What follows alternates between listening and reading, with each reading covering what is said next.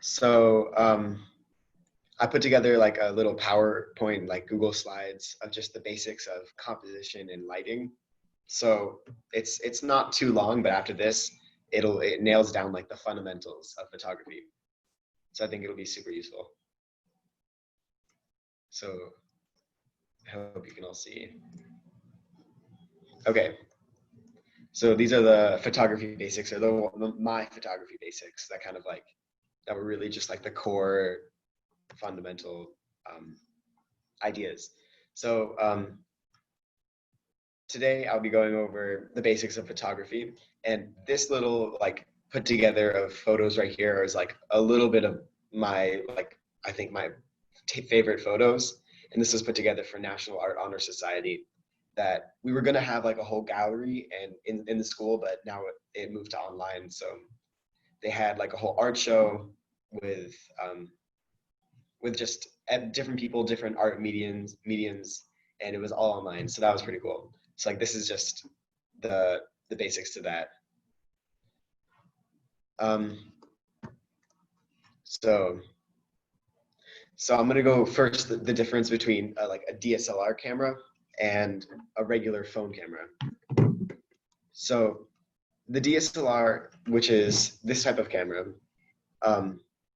so clearly it's just a little bit different than a phone. So it has a lot more flexibility because you can change, there's more room to change the lighting, you can change the lens, and which you can't do on the phone. But the phone is, it's also a good option for photos if you want to, if you don't really have money, or if you want to get started with pictures but you don't have a regular camera, then a phone is also like known as point and shoot, because no matter wherever like you can point, it'll take that picture on that instant, like in that instant. But there's no like contraption, because in here there's like a whole like array of mirrors which captures the photo, but on the phone it's just instant like capture of a picture. But it's a little bit harder to adjust lighting, which is a problem. But so lighting, which is, it's always good to know the exposure triangle, which are the three different elements to kind of capture the best lighting, which is a put together and like an understanding of ISO, aperture, and shutter speed. So ISO or aperture is how open or closed like the actual lens eye is. So a wider aperture, which has a lower f-stop number, means more light would be led into the lens. So the lower the f-stop, on this chart, it's to the right, it's f1.4, and the lens is really, really big. Like it's opened up, which allows a lot more light in. So a narrower aperture, like a smaller aperture, which is a higher number, higher f-stop number, allows less light to reach the sensor. So the higher the aperture, or the lower the f-stop number, would be the greatest depth of field, or very small depth of field actually. So what's in front, when you have a really, really high aperture, what's in front of the camera or the picture would be in focus, and everything else in the background would be blurred, like the cat onto the right. But then when you have a really, really small aperture, everything is going to be in focus. So the background and foreground is in focus. So that's the main differences between an aperture between a higher aperture and a lower aperture. So shutter speed is how long the shutter remains open. So how long it takes to take an individual picture. So a lower number would be a much quicker aperture, and a higher number would be a much slower aperture. So like the waves on the right, 1/160th of a second is a really, really quick picture in a really quick time. The shutter speed opens up on any camera and closes, which takes a picture. But 4 seconds, the waves are blurred because it took a 4-second picture. So on this difference, you see the motion blur of this person running. 1/150th of a second is a really, really quick snapshot, and then 1/2 means it takes half a second to take a picture, so it'll be more blurred. So the last like piece on the triangle is ISO, which is how sensitive the actual your camera or your picture is to light. Or yeah, so for here it'll be how sensitive this lens is to light, and this is also for phone 2, how sensitive your phone is to light. So higher numbers like ISO 1600 would be a bright picture, but you would take that on maybe a cloudier day or a day where it's dark. And a low ISO is usually done in regular light, because so you don't need any extra light or higher ISO. So also another thing to know is when you have a high ISO, the picture is going to be a little bit more grainy. So that's just something like a byproduct of a higher ISO, but you're able to take pictures in the dark, which is how there's a lot of nighttime pictures, is just a higher ISO. So this is a good example of how you can change the ISO on your phone. This is from an app, but there's also, whenever you take a picture and you hold, then you can change, you hold on the phone. I know at least for iPhone, you can do this, and you can scroll up and down, and the picture that you're looking at gets brighter or darker, which is changing ISO on the phone. So this is a summary of all three. Aperture is how wide your iris is. The lower number means higher the aperture. Shutter speed is how quickly the camera takes pictures to open up to the light. And the lower the number, the quicker the shutter speed. And the ISO is the sensitivity of your camera to light. And the higher the ISO number, the brighter the image will be. So let's say this is, so you have to adjust all three of these to get the best picture. So the main difference between the pictures on the left and the picture on the right is the ISO is different. So on the one on the left is 100 and the one on the right is 1600.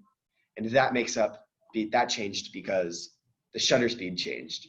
So on the left, it's 1/8 of a second. So that's why it's a blurry picture. And on the right, it's 1/125th of a second. So that's why it's a much clearer picture, because it's a quicker shutter speed. So all three of these elements make up for lighting, and like that's the basics to the exposure triangle.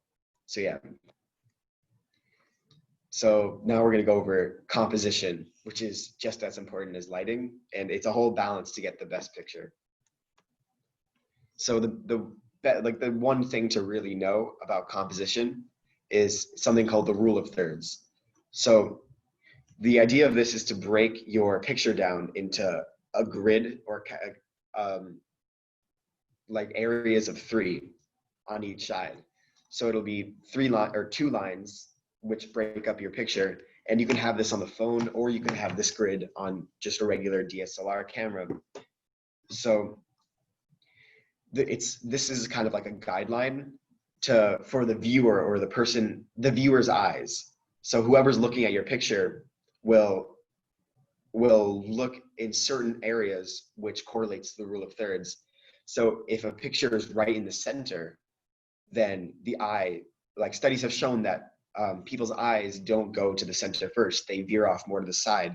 So having the rule of thirds and having your main subject of your picture off to one side, or like on the left, the boat is not in the center, it's to the right. So that kind of, it guides the viewer's eyes to make it more like a nice picture. So this is the grid that you can put on your iPhone if you want to take pictures and have the rule of thirds. So you can kind of put your subject more on the left or right instead of the center. So different types of composition. So this is, I'm going to go over just certain frames and certain tips that you should know when framing your picture.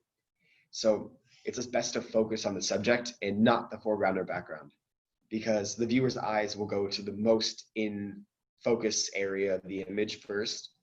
So whatever is your subject or whatever is most in focus is what the person will be looking at first.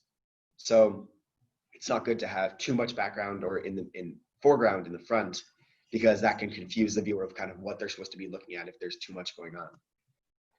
So it's also good to shoot through natural frames to highlight the subject. So like trees or doors or windows are good to shoot through, because it adds a little bit more to the picture, but it's still best to keep your subject in focus.